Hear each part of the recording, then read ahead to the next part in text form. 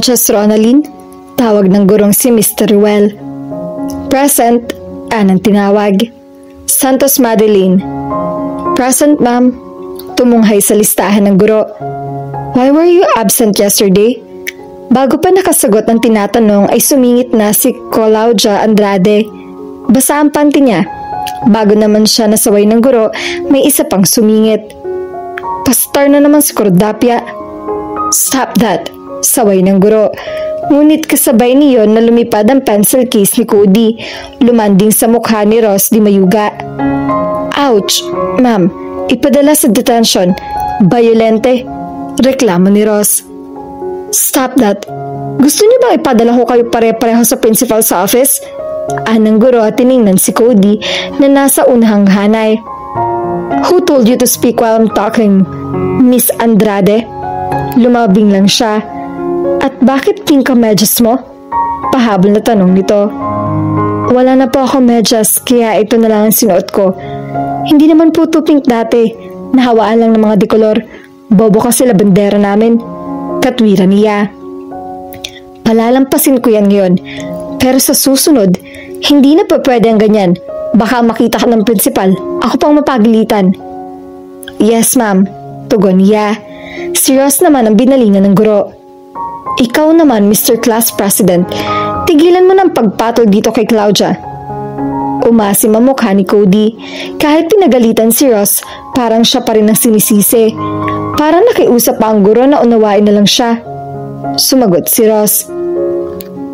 Kasi naman, ma'am, hindi ba yung mga autistic dapat nasa special school? Bakit nandito ang Claudia na yan? Walang paumanhin na tumayo siya. Lumapit sa kinaroroonan ni Ross na nasa aisle ng pagitnang haning ng mga upuan. Ma'am, nanunugod. Sumbong nito. Miss Andrade, go back to your seat right now. Hindi siya natinag, bagkus ay dinakot niya ang kwelyo ng uniforme ni Ross. Umangat naman sa upuan ng lalaki. Nang makabuelo siya, binigyan niya ito ng uppercut. Ow! Claudia! Sigaw ng guro na nakalapit na sa kanila. Hinila siya nito sa braso at dinala na ng isang upuan sa likod ng classroom. Diyan ka. Bumalik sa desk si Mr. Ruel. Binigyan siya nito ng yellow paper at ballpen. Isulat mo riyan. I will never hit my classmate again. Punain mo yung papel. Sumosobra ka na. Alam kong mayaman ka, pero hindi uubra dito ang tigas ng ulo mo. Tinitigan niya ang ballpen. I don't like this pen, ma'am. Humurahin. Buong kayabangan niyang wika. Kasi naman, tuwing may gagawin siyang kalokohan, lagi na lang pinapamukha sa kanya ng lahat ng eskwelahang iyon na kahit mayaman siya, parurusahan pa rin siya. Ang dating sa kanya niyon ay talagang inis lang sa kanya ang lahat dahil mayaman siya. Kung bakit naman kasi doon pa siya pumasok ng kanyang mommy? Bakit hindi na lang doon sa exclusive school? O kaya, bakit hindi na lang siya pinadala sa Europe? But her mother chose an average private school like St. Benedict. Alam na naman niya kung bakit. Gusto ng mami niya na matuto siyang makisalamuha sa mga ordinaryong estudyante. Gusto ng mami niya na maging well-rounded ang personalidad niya. She was a brat at ikakarangal niya iyon. Wala siyang makasundong pinsan, kaya nung bata pa siya, madalas na mag-isa lang siyang naglalaro. Naaawa naman sa kanyang mami, kaya nang tumuntong siya ng 5 taon, ipinasok na siya nito sa ordinaryong preschool. Na mag-grade 1 siya, doon na siya ipinasok sa St. Benedict. Imbis naman na magkaroon siya ng maraming kaibigan, lalo pa siyang na-isolate. Ayaw siyang lapitan ng mga kaklase niya dahil naiilang sa kanya. Kakaiba kasi siya dahil siya lang ang inihahatid sundo ng Mercedes-Benz. Gusto sana ng mami niya na mag-school bus din siya just like the rest, pero tutol ng kanyang daddy. Pinagbigyan na raw ito ng kanyang mami na pag-aralin siya sa St. Benedict at ito naman daw ang dapat pagbigyan ng asawa. They compromise. Dahil doon, she felt all the more alienated. May mga kaklase naman siyang lumalapit sa kanya at nakikipagkaibigan, ngunit nahahalata niya kung bakit. They wanted her pretty notebooks, her pretty hair clips, her collection of Hello Kitty pens, and her Hello Kitty stamp pad. They wanted a share of her baon. Doon siya masigit na naiinis. Kaya siya na ang umiiwas sa mga lumalapit sa kanya. Nang mahahalata naman siya ng mga iyon, inaway na siya. Lagi siyang pinagbubulungan at pinagtatawanan. Because of that, she developed a bizarre defense mechanism. She became the school's most impossible student. Puro kaaway, walang kaibigan. Hanggang matapos siya ng elementarya ay wala siya naging kaibigan. Nang mag-high school naman siya, lalo niya ipinakita sa lahat na siya ang pinakamayaman sa buong school at ang mga Andrade ang pinakamayaman sa buong Santa Catalina. Walang makarelate sa kanya at wala rin siyang ginawang effort para makisama sa mga kaklase. Takot na siyang mauto at mahuthutan. Takot din siyang makipagkaibigan dahil nilalayuan siya ng mga kaklase na parabang isa siyang ketungin. Everybody thought she was a bitch, a brat, and a tyrant. So be it. She was just trying to live according to the impressions they had on her. I want my expensive pen, wika niya. Ross, kindly give her expensive pen, patuyang wika ng guro nila. Yes, ma'am. Lumapit ito sa kanya. Ito na po ang ballpen niyo, senyorita. Ipinatong nito sa ibabaw ng silya ang kanyang pencil case. Tiningnan niya ito ng masama at walang babalang umigkas ang isa niyang tuhod. Her Italian shoe hit him between his legs. Totoong nasaktan si Ross at namilipit. Okay, I've had enough of you, Claudia. Wika ng guro. To the principal's office. How's school, sweetie? Salubong na bati ng kanyang mami pagbabini ng Benz. Fine, mom. Aniya na pinasigla ang mukha. Buong akala ng mami niya ay isa rin siyang ordinaryong mag-aaral na nagtagumpay ito sa hangaring maging well-rounded siya at magkaroon ng maraming kaibigan. Hindi naman niya ito masisi. She had been telling her lies since her started school. Hindi minsang na ipatawag ng principal ang kanyang mami dahil nasangkot siya sa gulo, ngunit ipinagpalagay lamang iyon ni Mrs. Carmen Andrade na normal. Tila thrilled pa ito. Lahat daw ng normal na bata ay nadadala sa principal's office. She couldn't blame her mother's mindset. Her mother had been a wild student, a campus figure mula elementary hanggang college. Sumali rin ito sa walga ng mga estudyante para ibaba ang tuition fee. Her mother was always telling her of the great times she had when she was her own age, all friends she had, and all the crazy things she did, including those which showed how rebellious she was to her parents. It all sounded so wonderful and exciting. That was it. Her mother wanted her to live an exciting life full of fun and laughter. But she wasn't like her mother at all. Ang kanyang mami, tila may talent na palapitin at paamuhin dito ang lahat ng tao. Likas ang pagiging charming nito. Hindi na nagtaka ang marami kung bakit naaakit at umiibig dito si Gaston Andrade, her deceased father who spoiled her rotten. At kahit mayaman ang napangasawa ng kanyang mami, hindi ito nagbago sa pakikitungo sa mga tao, lalo na sa mga kaibigan. Nang tumakbong alkalde ng Santa Catalina ang kanyang daddy, nanalo ito dahil sa kanyang mami. Too bad, her father was assassinated when she was 12. It was the greatest tragedy of her life. Gusto rin niya mamatay noon. Wala na siyang kakampi. Kahit naman mahal na mahal siya ng kanyang mami and wanted only the best for her, it was her father who understood her. It was her father who knew that she was having a hard time in school. Sa dibdib ng kanyang daddy siya umiiyak tuwing nalulungkot siya, tuwing may school activities at walang grupo na gustong kumuha sa kanya. Lilipat na sana siya ng school, ngunit sinaluyong palad na mabaril at mapatay ang kanyang daddy. Election season noon at muli sana itong tatakbo pero alkalde. He was shot right there at the stage habang nagtatalumpati. Hindi na nahuli ang killer. Part of her died that night. No one would ever call her darling brat again. Pet name yun nito sa kanya na hindi sinangsang-ayunan ng kanyang mami. Ngunit kapag sila lang ng daddy niya, he called her that. Minsan, ito pa ang gumigising sa kanya sa umaga. Breakfast is ready, dear darling brat. He could whisper to her ears. Claudia, pukaw ng kanyang mami sa atensyon niya. She blinked. What? I'm saying malapit na ulit ang junior-senior prom. May partner ka na ba? Hindi ako a-attend, mom. Wika niya. Noong isang taon na third year siya, hindi rin siya dumalo. Although she made her mother believe that she was going, bumili pa siya ng magandang prom gown. Nung gabi ng affair, she pretended to be sick. Uminom siya ng maraming gatas ng kalabaw at ipinakita niya sa kanyang mami na nagsusuka siya.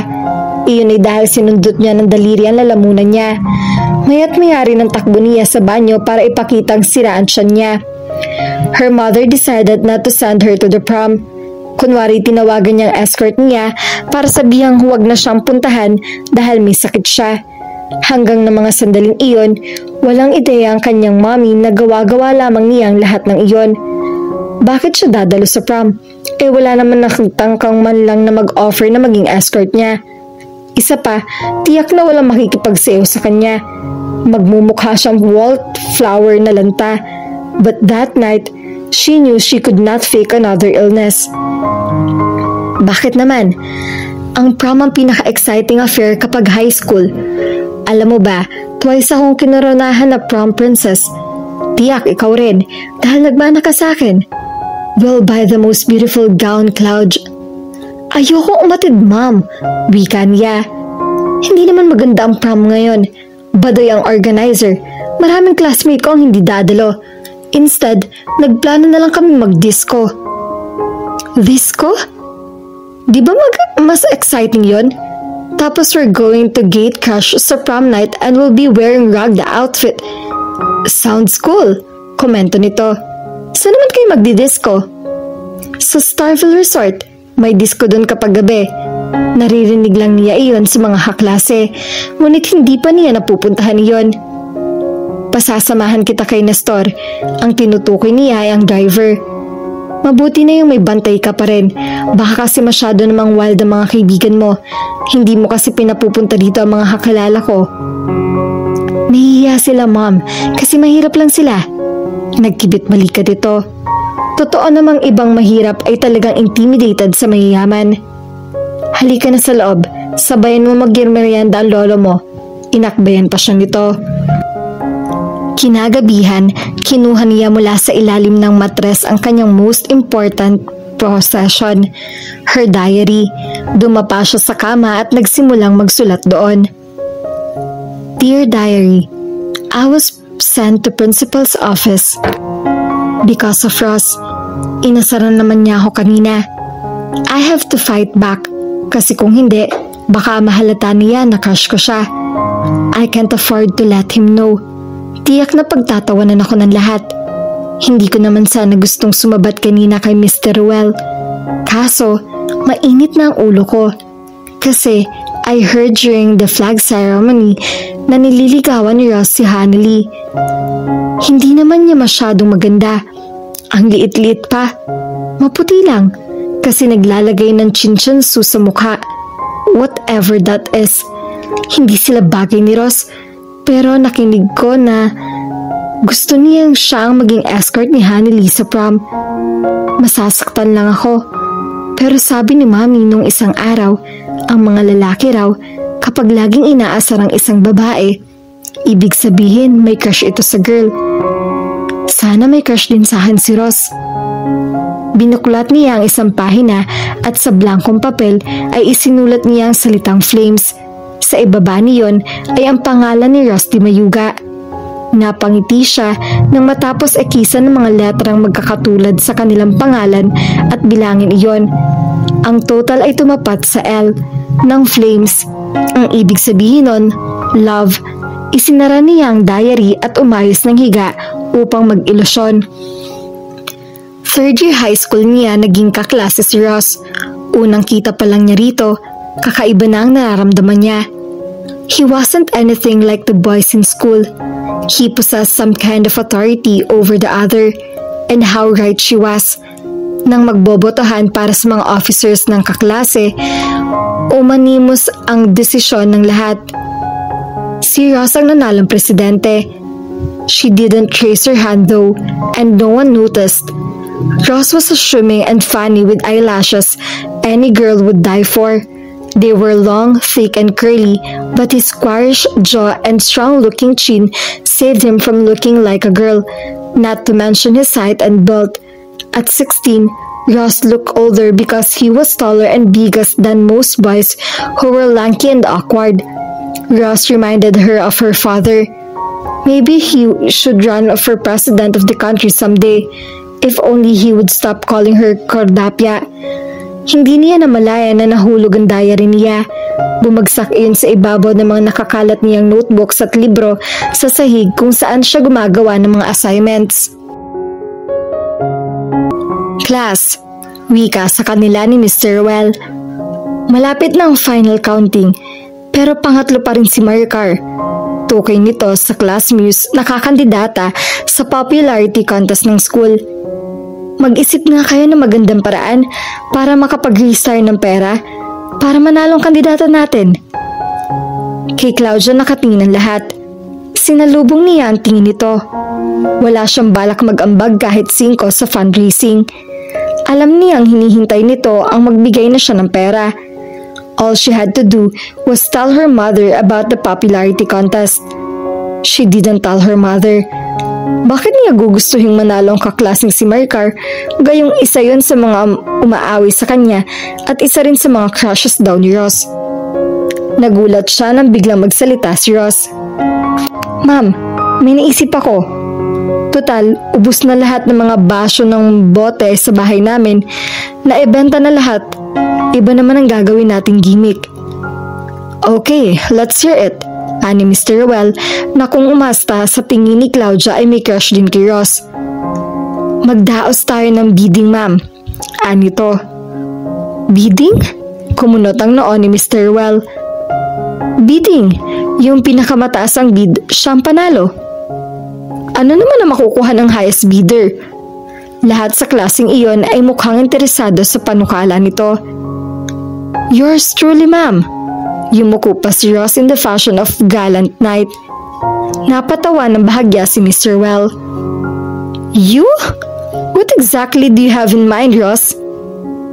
Kung sino ang mananalo sa bidding, magiging slave niya ako for a day. Pwede akong utus-utusan, pagalitan, lahat. Yung pera na maliliko mula sa lahat ng mga nag-participate, iyon ang idadagdag natin sa kakandidaturang si Maricar.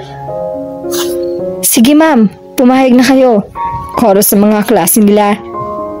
Sa magkano tayo mag-start? Anang guro. 10 pesos? Anang isang lalaki. Nagtawa na ng lahat. Ano ako? Cheap? Ani Ross. But Ross, hindi naman malaki ang baon ng mga kaklase mo. Mag-start tayo sa 10 pesos. Tingnan natin kung saan naabot. Saan mo ba nakuha ang ideyang yan, by the way? Nabasa ko, ma'am. Okay, halika na rito sa unahan. Nakataas pa ang dalawang kamay ni Ross habang patungo sa unahan. Animon nalong politiko. Nagbaw pa ito ng ilang ulit nang nasa unahan na siya. Pinukpok ni Mr. Well ng ruler ang desk. Alright, we have here a slave. Who would like to bid higher than 10 pesos? May isang babae nagtaas ng isang kamay. 12 pesos. Nagtaas din ng kamay ang isang lalaki.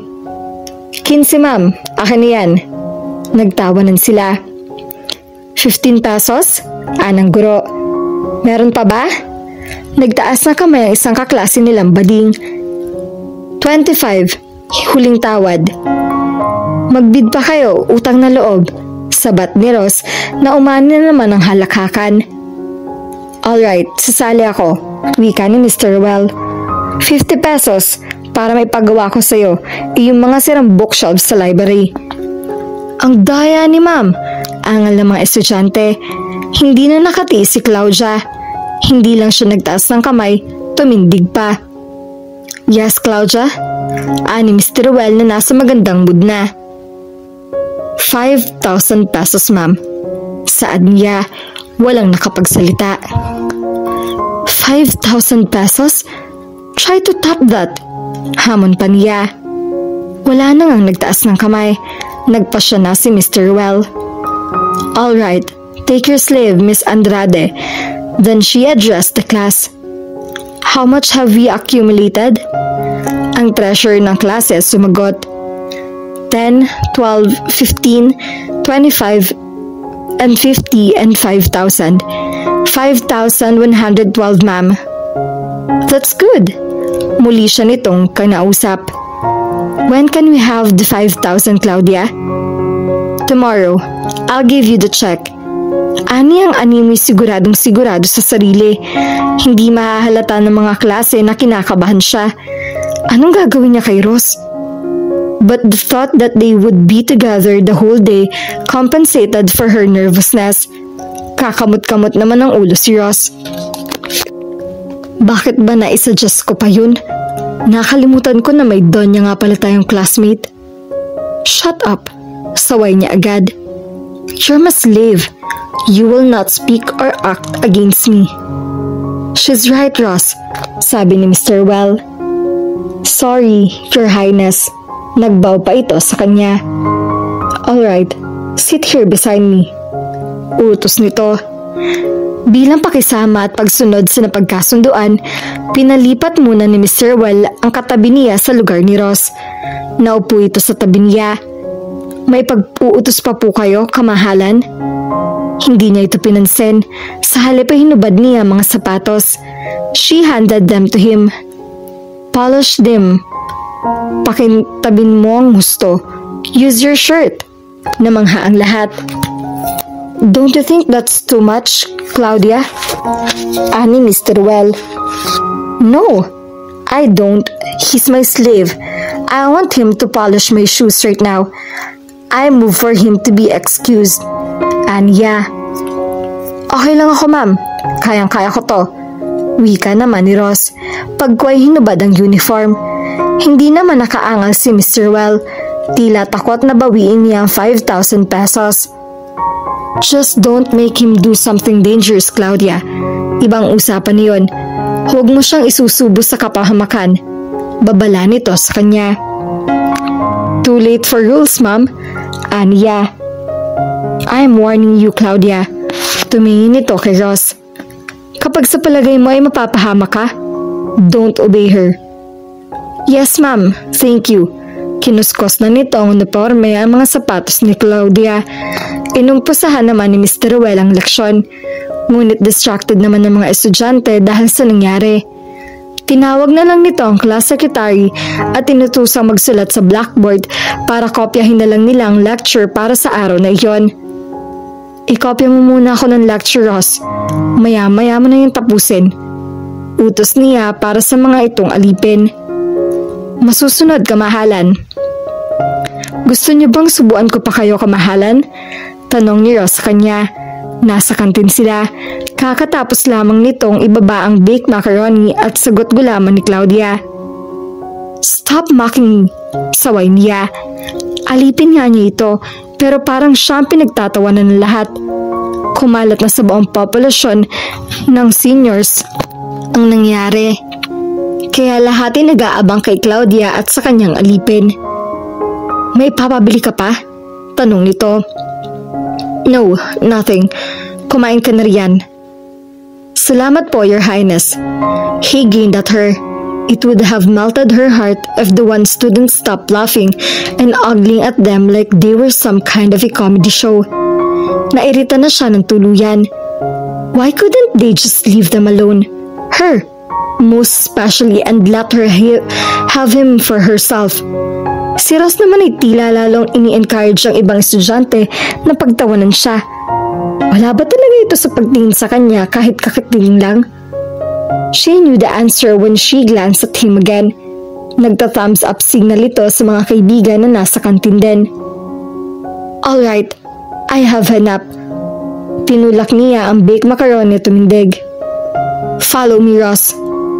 Yes, ma'am. Wika agad nito, ngunit binitbit nito ang soft drinks. San po tayo tutungo, mahal na kondensa? Huminto siya at nilingon nito. Just follow me. Ngunit may naisip siya bigla. Kung parurusahan din lang niya ito, bakit hindi pa siya nito simulan? Okay, lumuhod ka at sumunod sa akin. Maglalakad ako ng nakaluhod? Anitong nanlaki ang mga mata. Yes, luhod na at pakidala na rin itong bag ko at books. Ipinasa niya rito ang mga gamit. Bilisan mo. Lahat na makakita sa kanila ay napapalingon at nagtataka. Pati na mga guro ay namamangha sa kanila. Medyo malayo rin ang stage kung saan niya balak dalhin si Ross mula sa kantin. Tingnan ko lang kung hindi mamaga ang mga tuhod mo. Wika pa niya.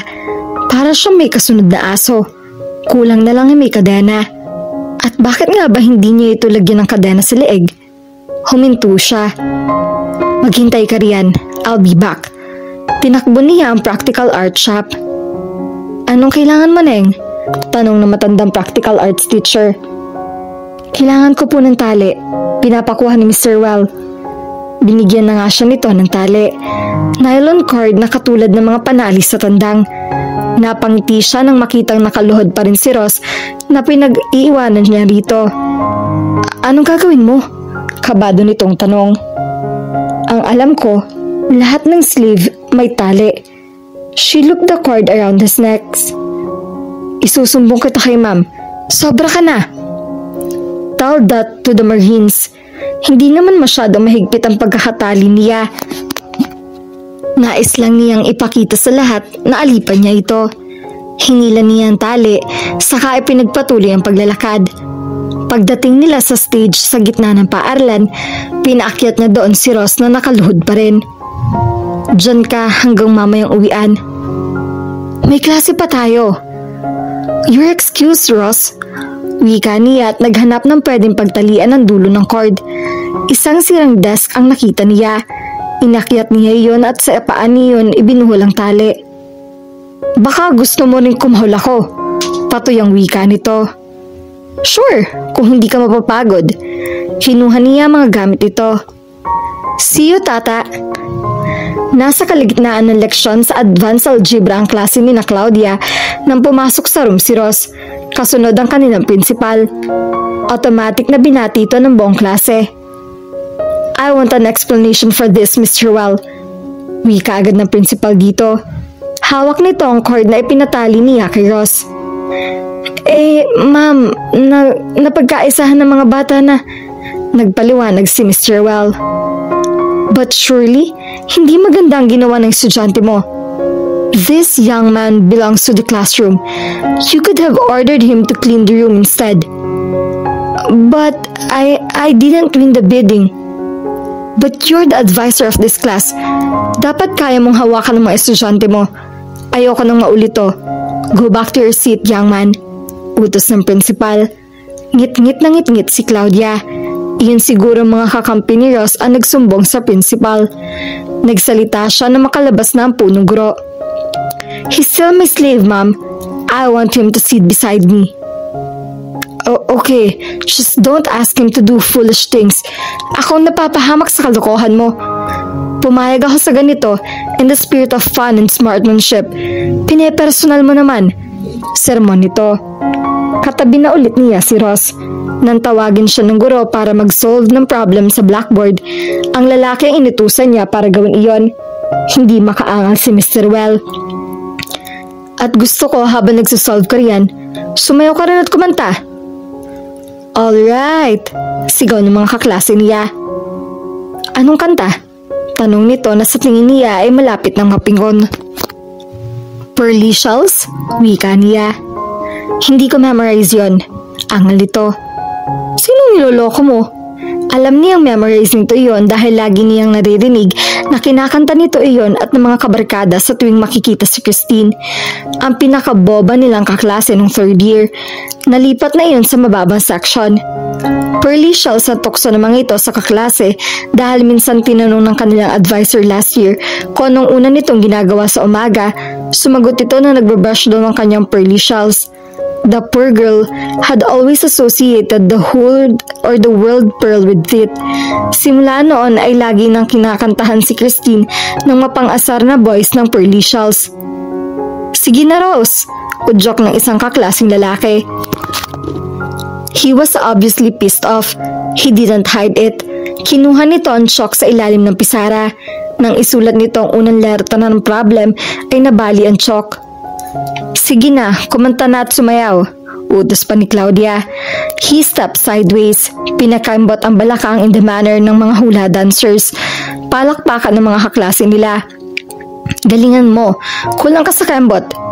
Nang tuldukan ni Ross ang letrang J, saglit itong tumigil sa pagsusulat at ipinag-igi ang pagsayaw at ang pagkanta.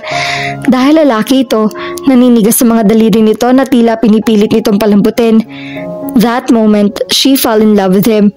Her feelings went beyond just simply having a crush on him. Alright, wika ni Mr. Well maya-maya. Explain your solution. Tila nais nitong sagipin si Ross dahil lalata nilang lahat na kahit sumusunod dito ay piko na siya. Gusto ko mag-explain na pakanta sa tune ng Pearly Shells. Sabat niya. Tinapunan siya ni Mr. Well ng hindi magandang tingin, but the teacher said nothing. Sumunod naman si Ross. Hindi na ito na ipagpatuloy ang eksplanasyon dahil puno na ng tanawan ang buong klase. Finally ay nagdesisyon ng guro na pabalikin na ito sa upuan.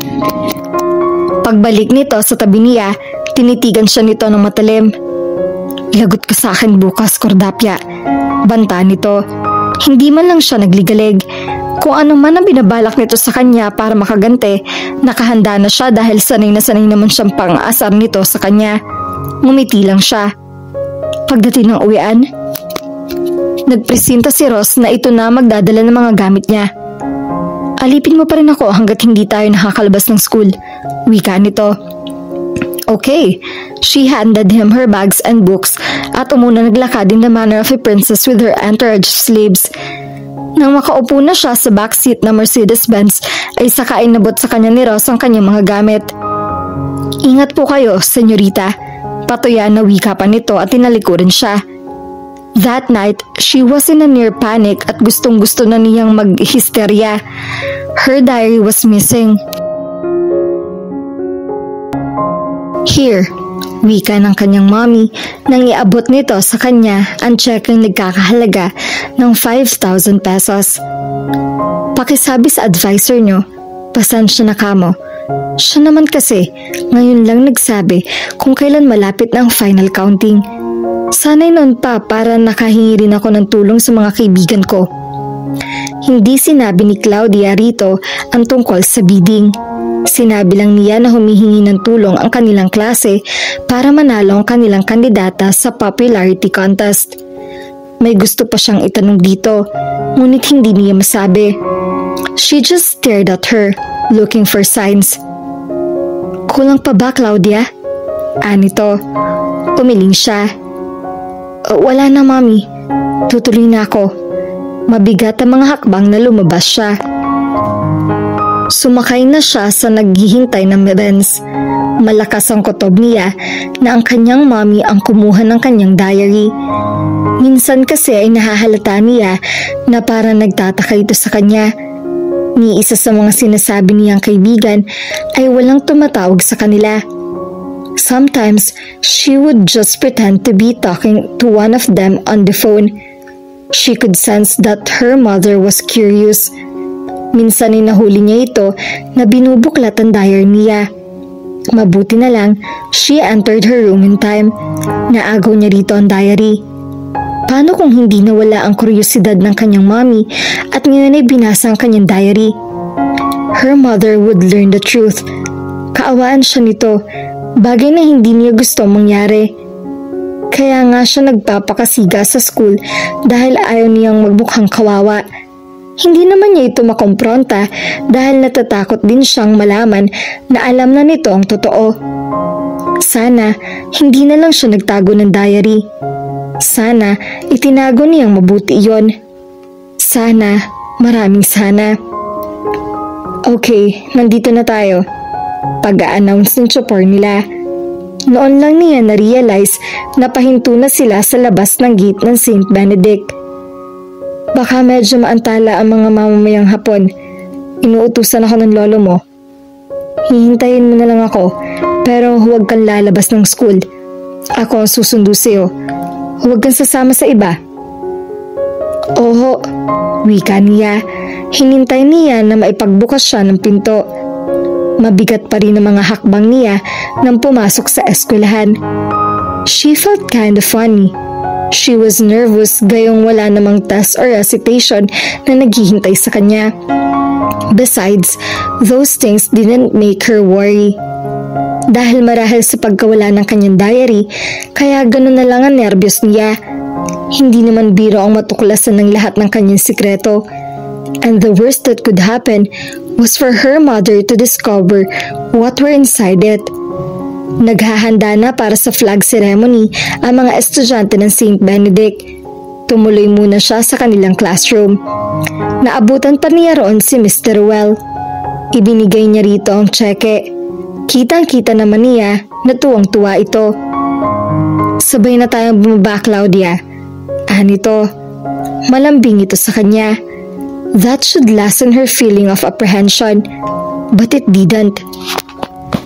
Pakiramdam pa rin niya ay may naghihintay na trahedya sa kanya. That day just seemed different from the rest.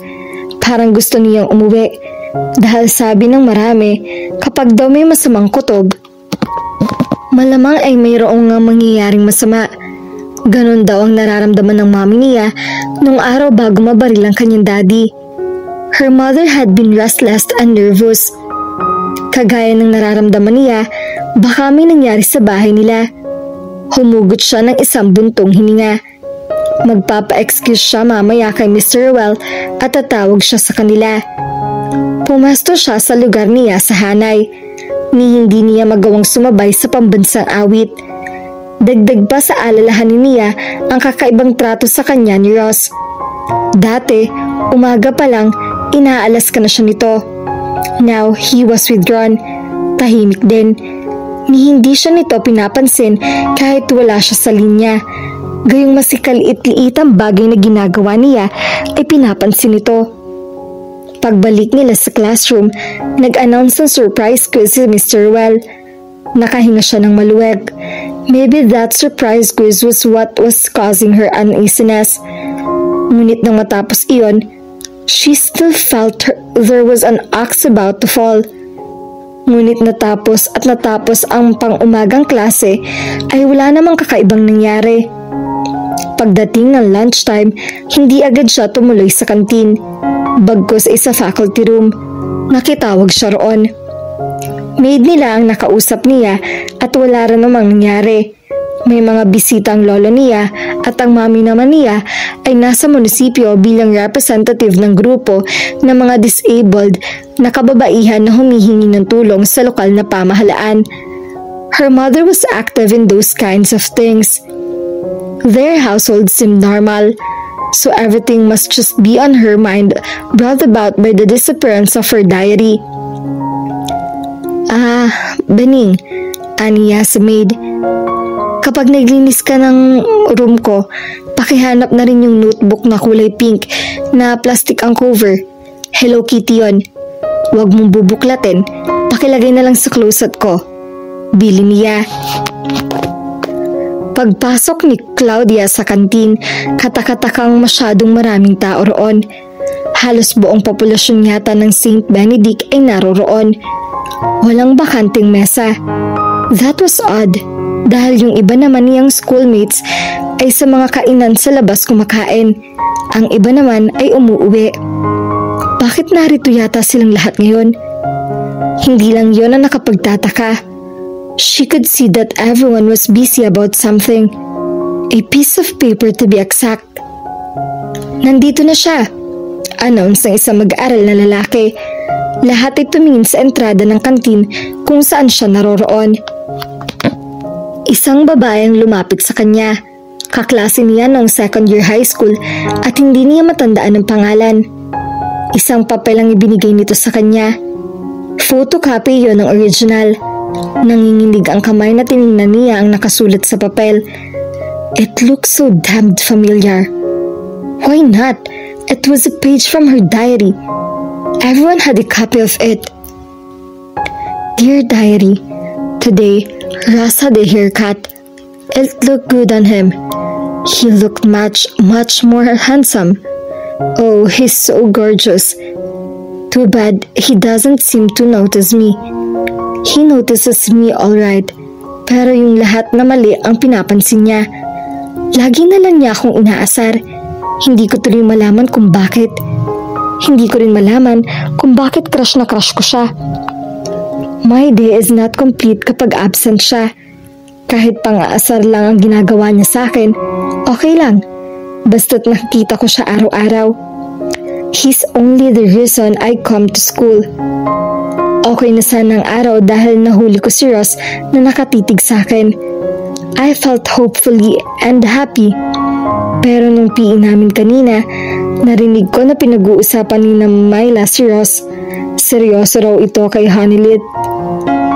Ha? Kahit bulag siguro, masasabing mas maganda ako kay Honeylin. Alam nilang lahat yon, kaya siguro lagi silang galit sa akin. Naiinggit sila. Pag niligawan ako ni Ross, lalo na silang mangingisay sa inggit. Pero paano pa ako mapapansin ni Ross? I mean, yung mga magaganda kong ginagawa. Pakiramdam ko naman, siya talaga ang soulmate ko. His zodiac sign is Aries. Aries din ako. Di pareho kami ng ugali.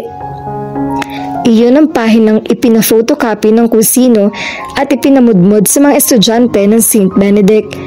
Mas kahiya-hiya pa ang nasa ilalim ng pahina. Flames. Parehong pangalan nila at ang lumabas ay love. Hindi siya makakilos sa kinatatayuan. She was just staring wide-eyed at everything and nothing. Ayaw tanggapin ng isip niya ang realidad. Everybody knew her secret. Hindi niya napansin ang paglapit ni Ross sa kanya. Quits na tayo, Cordapia. Nakaganti na ako sa pinagagawa mo sa akin kahapon. Wika nito. Her eyes settled into him, taking in his boyish features that seemed to promise what a handsome man he would turn out to be. She also saw his long, thick lashes. Ang mga matang napapalibutan niyon ay tila pinagtatawanan siya. Ayaw pa rin niyang tanggapin ang katotohanan, but she had to. She raised her chin and looked straight into his eyes. You will pay for this, Ross. I swear, I'm gonna make you pay for this. Pinunit niya sa harap nito ang kopya ng kanyang diary entry. Pagkatapos itinakpan iyon. Taas noo pa rin siya ng talikuran nito at ang lahat ng naroroon. Gustong gusto na niyang umuwi at magkulong sa silid niya. Ayaw na niyang pumasok. Hihinto na siya sa pag-aaral.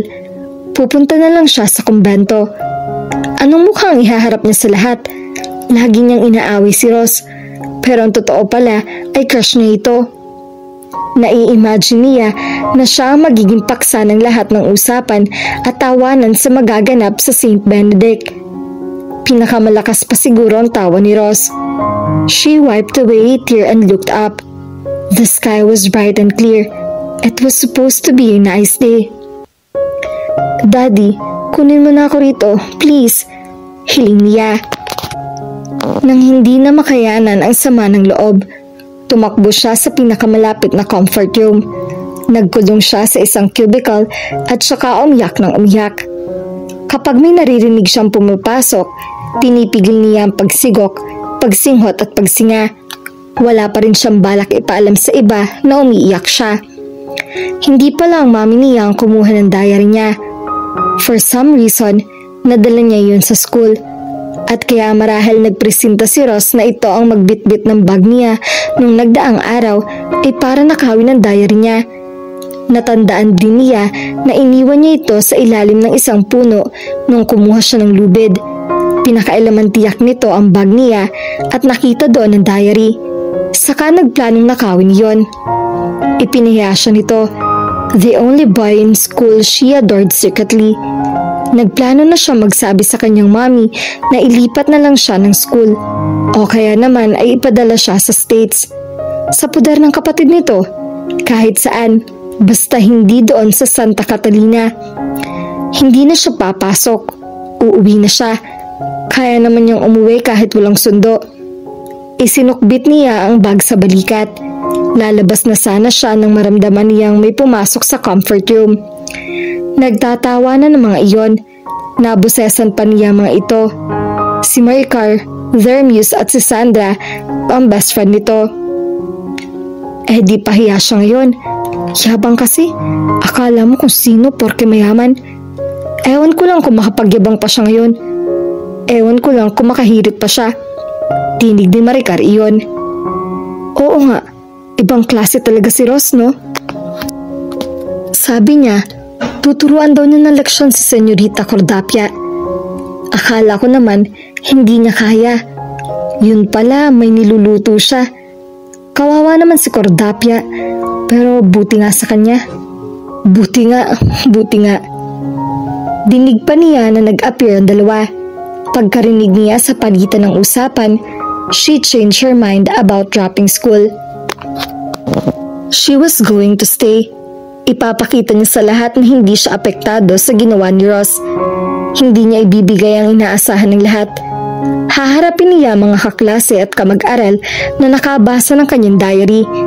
Higit sa lahat, haharapin niya si Ross. Ipapakita niya rito na kahit crush niya ito, hindi ito ang lahat-lahat sa kanya. She could do that. Mahusay naman siya mag-pretend. She was doing it since toddlerhood. Dahil walang gustong makipaglaro sa kanya, she just pretended she was happy playing alone. She also pretended she had lots of friends. Hindi siya mahihirapan. Itinulak niya ang pinto ng cubicle na ikinagulat ni Maricar at Sandra. Napatitig sa kanya ang dalawa. Hindi naman makapagsalita. Malamang ay takot din ng mga ito na sabihin sa harap niya mas sinasabi nila. Higit sa lahat, takot ang mga ito dahil alam na narinig niya ang usapan ng mga ito kani-kanina lang. Ngumiti siya, ngiting nakakatiyak at nang-aasar. Sabihin niyo kay Ross, siya ang partner ko sa JS Prom. Hindi siya pwedeng umurong. Pagkasabi niyon ay iniwan niya ang dalawa na napanganga na lang dahil sa kanyang guts. Napasipol siya nang nasa labas na siya ng comfort room. Tila natanggalan siya ng kaunti ang bigat sa dibdib niya. She managed a triumphant smile. Matutupad na ang pangarap ng mommy niya na umatan siya sa prom. She was going to wear the most beautiful gown para ipakita sa lahat na nakakaangat siya. Magchichismisa na sila hanggang gusto nila. But he couldn't put her down. Dahil ang trato mismo sa mga ito sa kanya ang lalo pang nagpapataas sa kanya. She vowed more determined than ever to intimidate all the girls in town. Hindi na paghandaan ni Claudia ang naghihintay sa kanya nang pumasok na siya sa physics lab. Pagkadating ng kanilang teacher, nagtaas ng kamay si Ross. Yes, Di Mayuga, anang teacher. I have an important announcement to make, ma'am. Pumunta ito sa unahan. What is it, Di Mayuga? It better be important. Inaabala mo ang klase. Wika ng istriktang guro. Classmates and Miss Kabahog, sinulyapan niya ito at ang guro. I'm taking Claudia to the prom, he announced. I'd bet your father's pension that you'll be the prom queen, Claudia. Wika ng kanyang mommy habang nire-retouch ang kanyang makeup. I'm not interested in the crown, Mom. Wika niya. Wala siyang balak na maging prom queen. She just wanted Ross' attention. Sumungaw sa pinto ng silid niya ang ulo ng isang maid. Dumating na po ang sundo niya, senyorita. Pakisabi bababa na kami, anang mami niya. That's enough, Mom. Excited na siyang makita si Ross. Matapos yung insidente sa school kung saan nabunyag na sa lahat ang damdamin niya rito, he had been nice to her. Perhaps, nice was not the right word dahil hindi naman ito naging attentive sa kanya. Maybe the word civil was more like it. Hindi na siya nito tinutukso o inaasar, pero binabati na siya nito tuwing umaga. A polite nod, just a hint of smile. Masaya na siya roon. Umaasa siya na pagkatapos ng prom night, mapapansin na talaga ni Ross na maganda siya. Her gown was made by a famous contourer. Pulang sating iyon, maluwang na maluwang ang palda, habang tight and bodis at walang manggas, enough to show the boys that she was blooming into a lovely flower. Ang kanyang mommy ang nag-ayos ng kanyang buhok, kinulot iyon at tinaas. To soften her features, hinayaan lang nito na lumaglag ang ilang hibla sa may batok at sa may tainga. Simple lang ang makeup niya, enough to emphasize her features. Alam mo, nang ipanganak kita, hindi naman matangos ang ilong mo. Pero mapilit ang iyong daddy, tatangos raw yan, makikita ko. I guess he was right, or maybe he willed your nose to be like mine. Mom, Baka mainip na si Ross. Hayaan mo siya maghintay sandali. Young men are born to wait for lovely queens. Baka mainis siya. Kapag nakita ka niya mamaya, makakalimutan niya ang pagkainip. Trust me, you're so lovely. I wish your father is here to see you. Just look at you. Iniharap nito ang mukha niya sa salamin.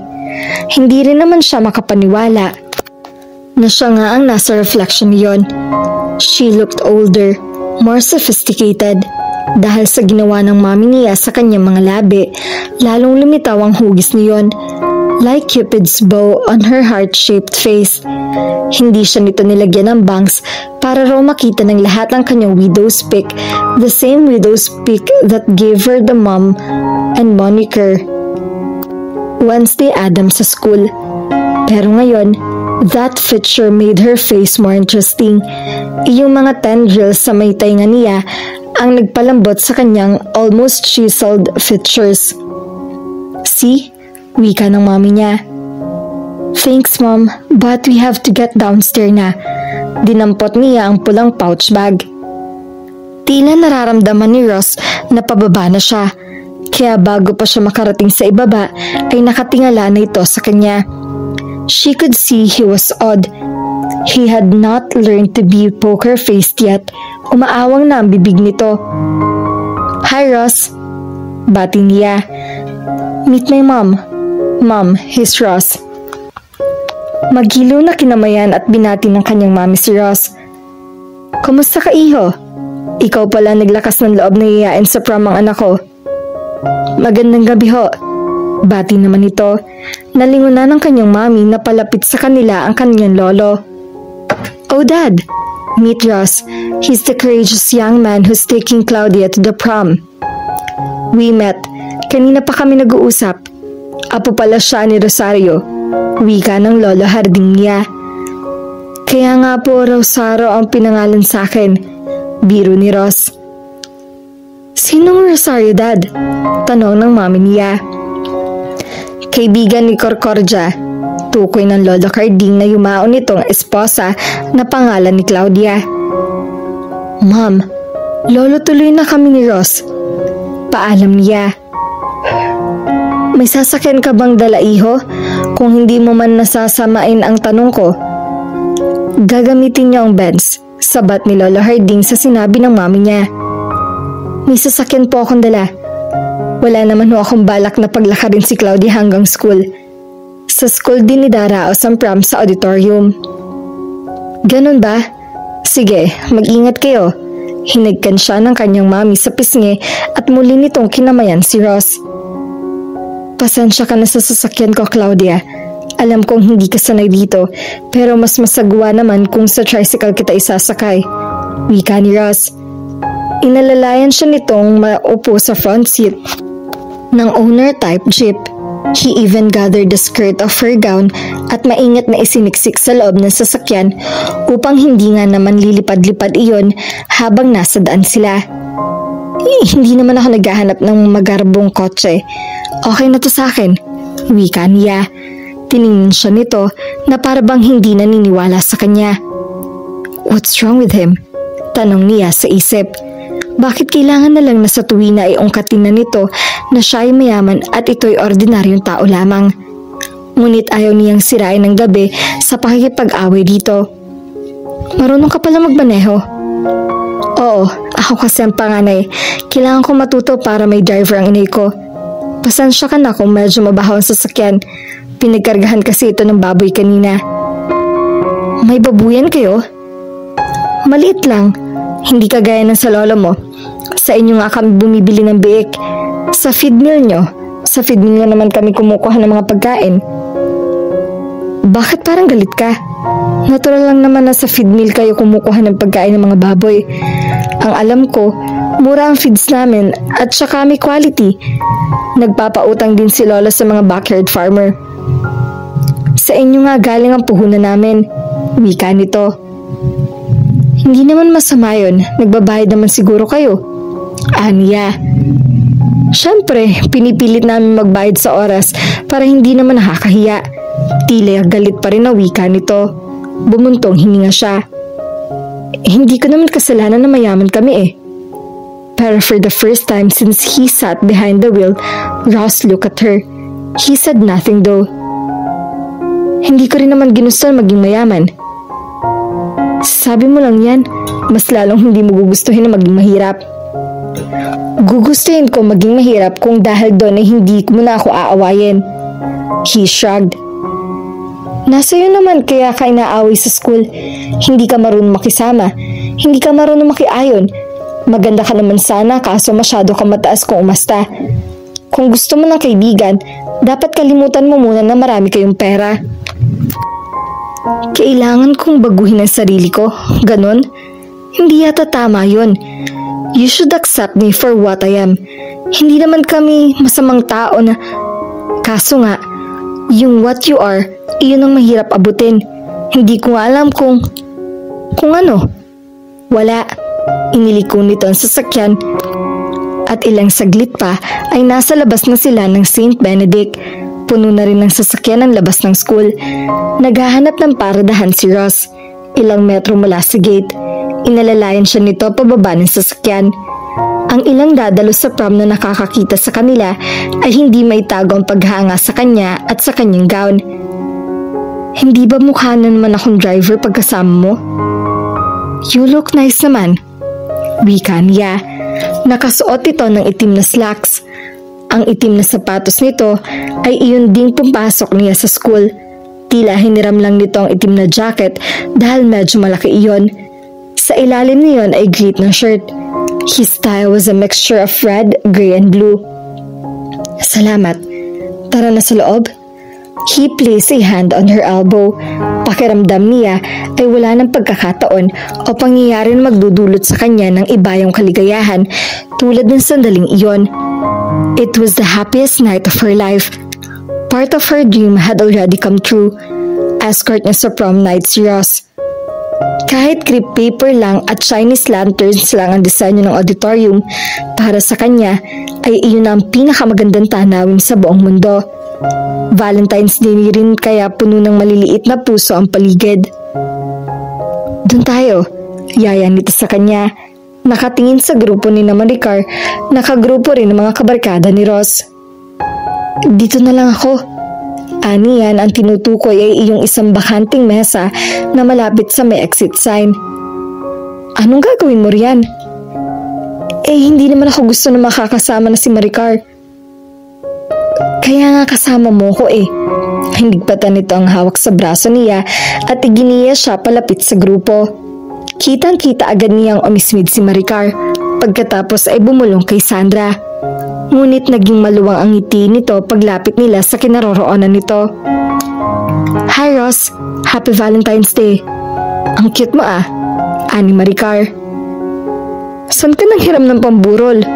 Wika naman ni Bong, barkada ni Ross. Hinuburan ko muna yung patay doon kina Aling Maring. Anito at hinilang isang plastic na upuan para sa kanya. Buti hindi ka napagkamalang driver ng kasama mong prinsesa. Patoy ang wika ni Sandra. Bakit ako mapapagkamalang driver? Gwapo naman ako. He glanced at her. Matipid siyang ngumiti. Kung inaasahan nito na makakasundo niya ang mga nasa mesa, mabibigo ito. Hindi nga nagtagal tila na inis na si Maricar na lagi siyang pinagsisilbihan at kinakausap ni Ross. Nagaya ang mga ito na mag-ikot-ikot sa buong auditorium. Sumang-ayon naman ang lahat. Naiwan sila ni Ross sa mesa. I told you, they hate me. Wika niya.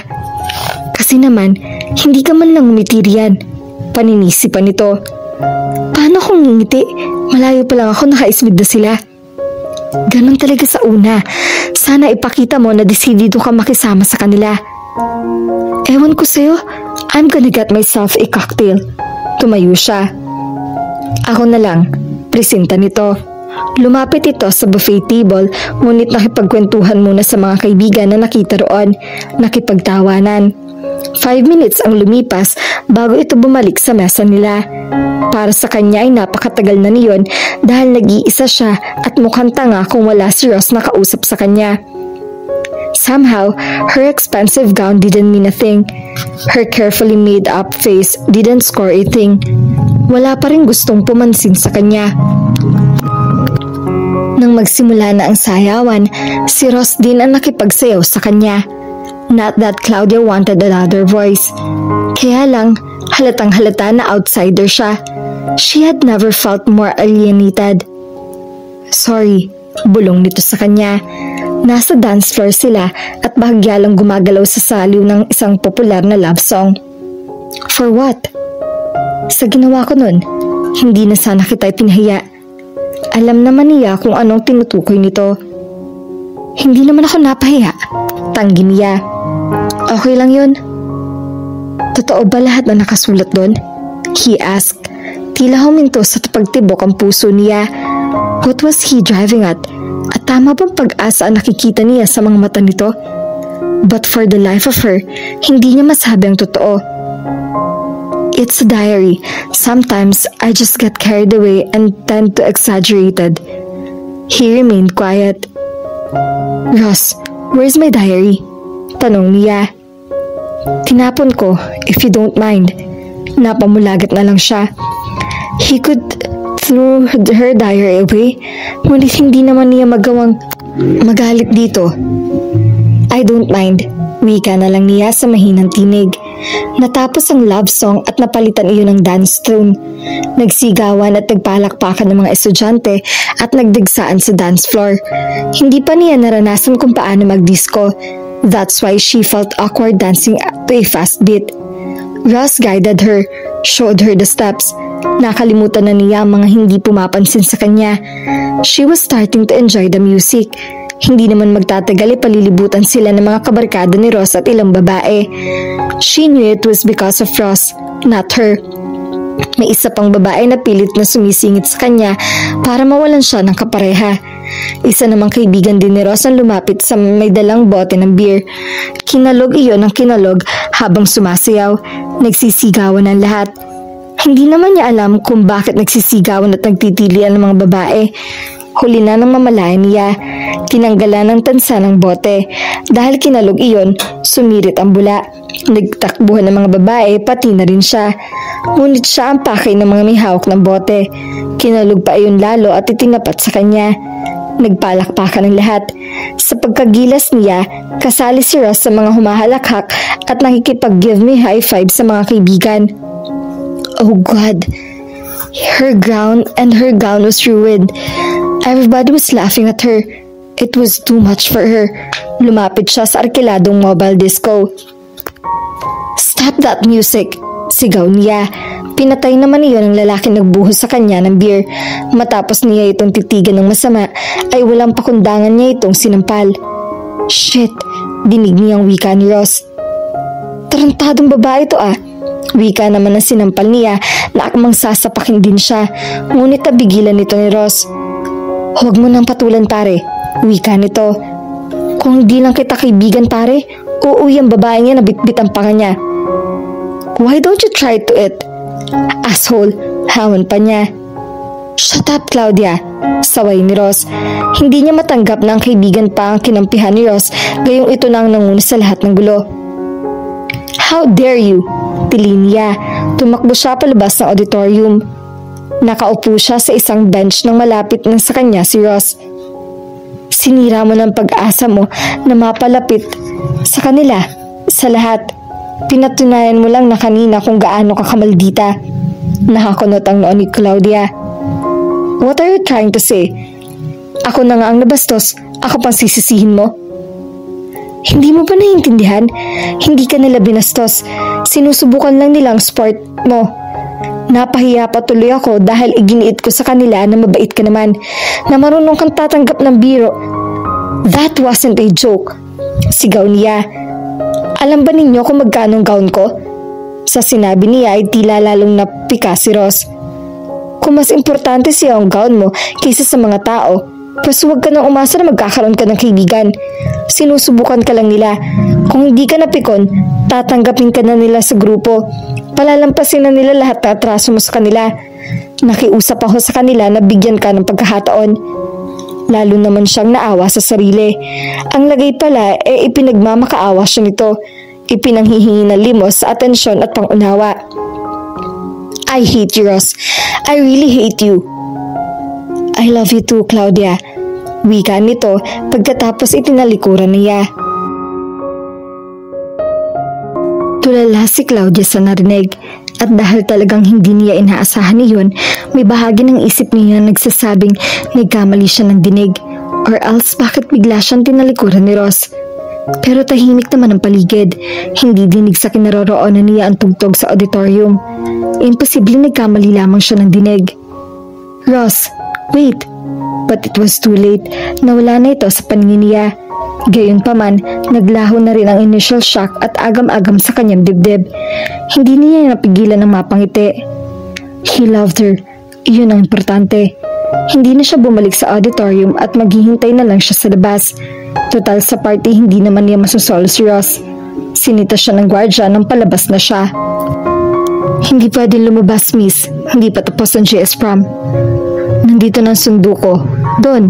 Itinuro niya ang kinaroroonan ng owner type jeep ni Ross. Sa sasakyan ko na lang hihintayin ng kasama ko. Kilala naman siya ng gwardya. Alam nito na lagi siyang sinusundo ni Benz. Nakala nitong iyon din ang tinutukoy niyang sasakyan kaya hinayaan siya nitong lumabas. Naupo siya sa unahan ng jeep at doon hinintay si Ross. Doon siya naniniwala na masaya ang high school life. Wala na siguro 16-year-old girl na mas liligaya pa kaysa sa kanya ng mga sandaling iyon. Isasandal niya ang ulo sa headdress and then close her eyes.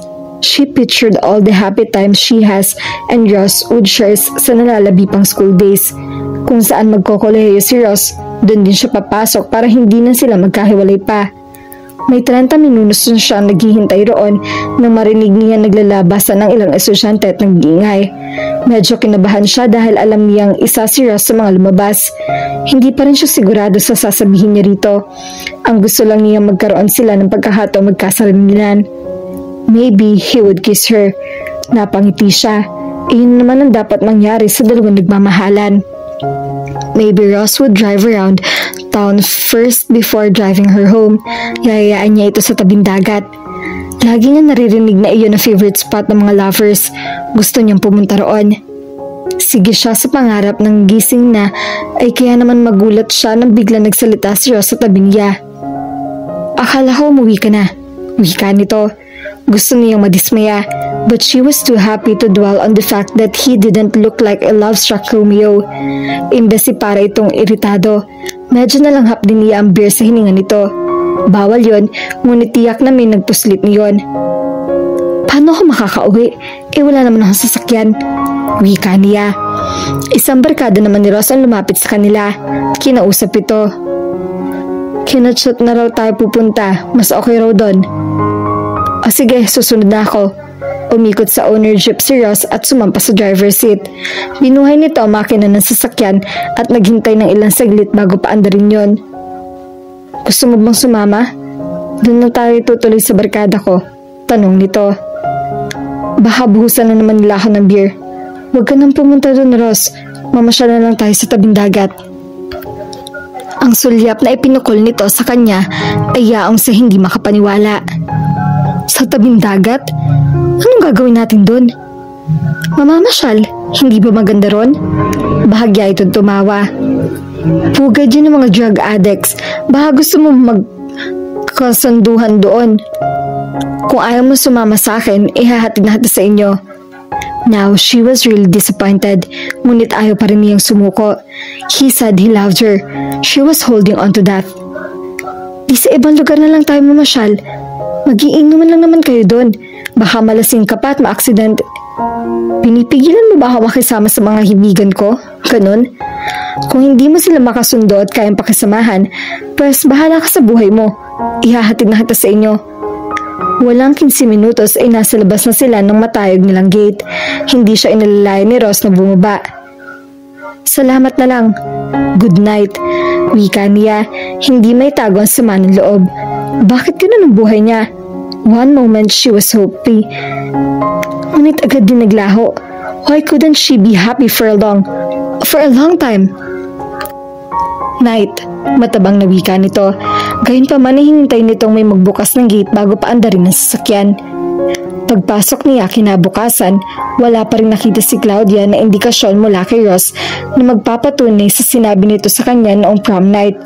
But still, she refused to give up. Alam niya kung ano narinig niya. Nahihiya lang marahil si Ross, kaya pagdating ng lunch break, sinabayan niya ito patungo sa kantin. May mga kasabay ito mga kaibigan na nagpauna na nang makitang palapit siya. Gusto kong sabay tayo mag-lunch, Ross.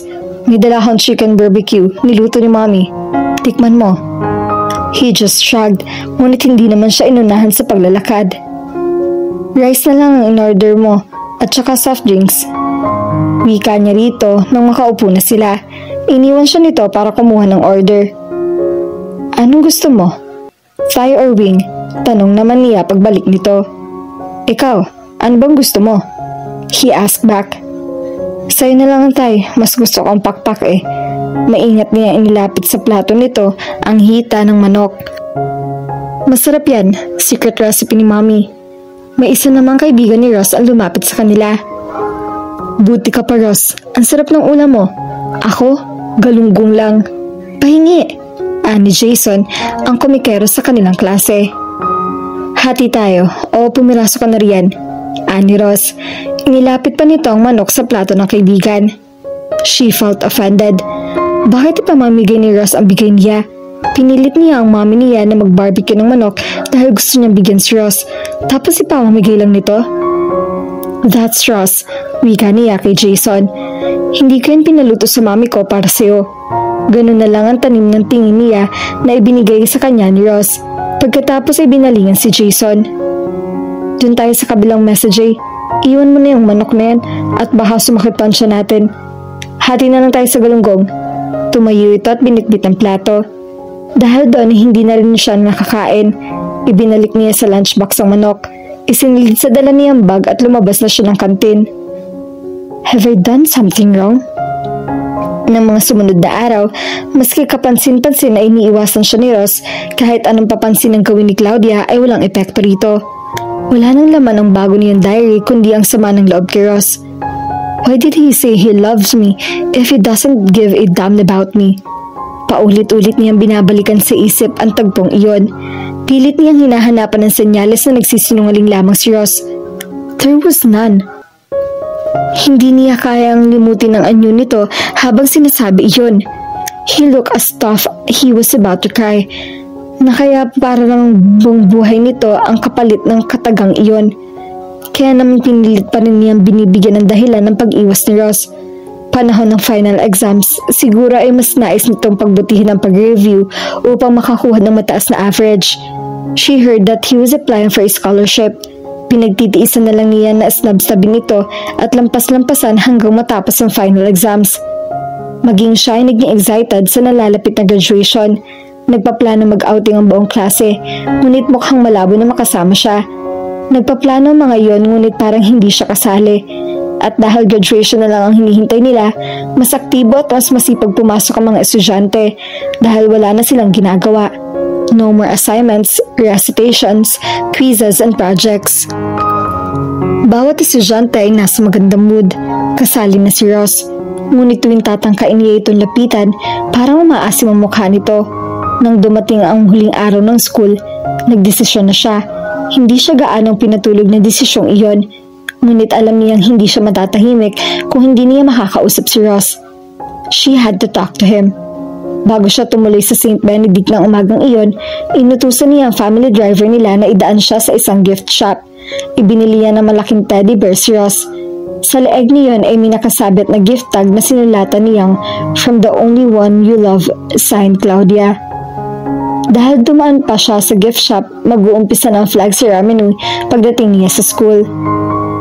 Ang cute naman ng bear mo, Claudia, pansin ng advisor nila. Thanks, Mom.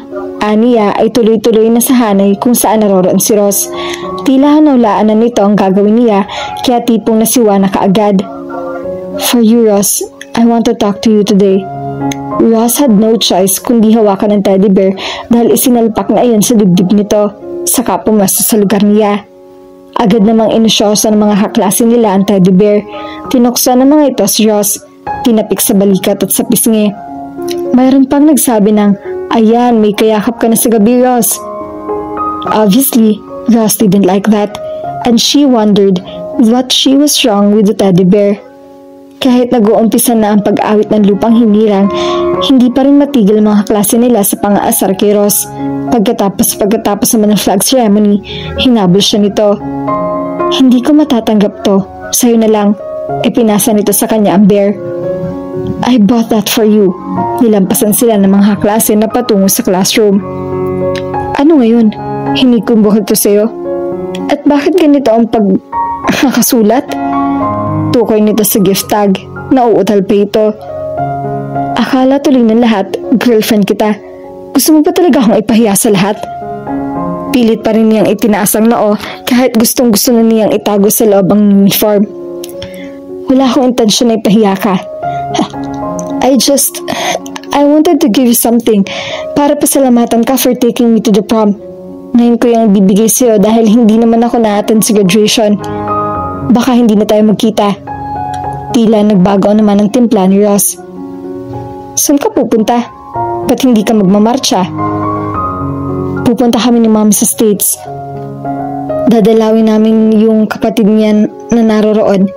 Sa rinig ay umasim naman ang mukha nito. Buti ka pa. Pa-states lang. Patuyan nitong wika. Tuluyan na siyang nairita. Talaga? Dahil mayaman ako? Yung mga pangarap niyo, sa akin lang natutupad dahil wala kayong pera? Kaya nga, iuwi mo na tong teddy bear mo. Hindi ko kailangan na regalo mo na sa babaeng masyadong mataas ang tingin sa sarili. Mata pobre. He spat out the words at isinalpak sa dibdib niya ang teddy bear at tinalikuran na agad siya nito. Humabol naman siya kay Ross. This is for you. Take it, damn you. Okay, akin na. Hinaklit nito ang stuffed toy at isinaksak malapit sa basurahan. How dare you? How dare you ka rin? Why are you doing this to me? You said you love me. She didn't want to cry in front of him or anyone else, but she did anyway. Hindi niya alam kung yung sinabi niyang iyon ang pagluha niya ang nagpapahinto rito. He looked as tough he was ready to apologize, ngunit hindi yun ang nakataway sa mga labi nito. Kalimutan mo na lang yung sinabi ko. Hindi naman totoo yun. Nang talikuran uli siya nito, hindi na niya ito hinabol. Napatingin siya sa teddy bear na nasa basurahan. She cried again. She turned to go. Narinig pa niya ang tinig ng isang guro na pinagsasabihin si Ross. That was very rude, young man. You don't throw away gifts. 2 buwan nilang ng kanyang mami sa Amerika. Doon na lamang niya nalaman na hindi na lang pala bakasyon ang pakay roon ng kanyang ina. May maliit itong tumor sa matris at sumailalim ito roon sa laser surgery. Maganda naman na resulta ng pagpapagamot nito kaya hindi siya nag-alala masyado. Besides, mahirap mag-alala kung yun mismong may karamdaman ay tila hindi alintana ang sakit nito. Her mother was as bubbly and spirited as ever. Tila walang trahedya sa buhay na pwedeng pumawi sa magandang disposisyon nito. She had a great time in the States, kahit paano nakalimutan niya ang kasawian niya kay Ross. Sa UST niya napili ang mag-college. Hindi kagaya nung high school, naging makulay ang kanyang university years. Nakahanap siya ng mga barkada, mga kagaya rin niya mula sa mayamang pamilya. Yung mga kasiyahan na hindi niya nararanasan nung high school siya ay binawi niya sa college. Sobra-sobra pa. In college, she learned the friendship. Mayroon pa rin mga naiinggit sa kanya at umiiwas, ngunit hindi na siya masyadong apektado. May mga kaibigan siya. Doon din niya lubos na napagtanto na may likas pala siyang sex appeal at charm. Dumagsa mga suitors niya. Hindi lang si Conita ang bansag niya sa marami, playgirl na rin. Kung magpalit siya ng boyfriend, para lang siya nagpapalit ng bedsheet sa dorm. Weekly, perhaps it was her way of compensating for Ross' rejection. 4th year na niya sa kursong Business Administration nang madiagnose na bumalik ang tumor ng kanyang mommy. Kailangan na naman itong maoperahan. Hinimok niya ito sa state na ulit magpagamot. But her mother refused. She knew why.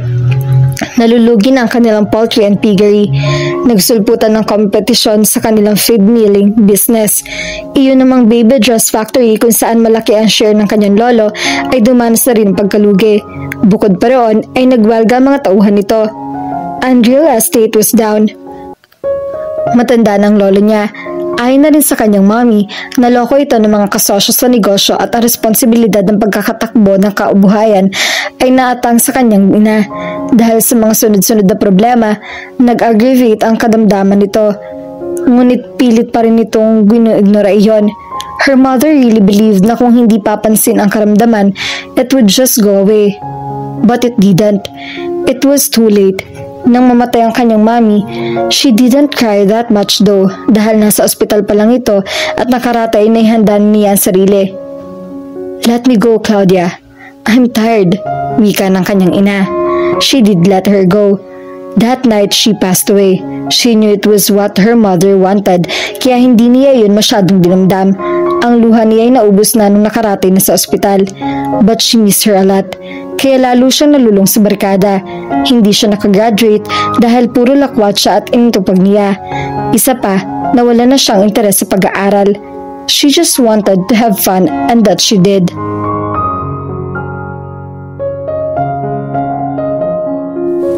At dito na po nagtatapos ang ating kwento. Sabay-sabay po nating abangan ang susunod na kabanata. Maraming salamat po. God bless and stay safe.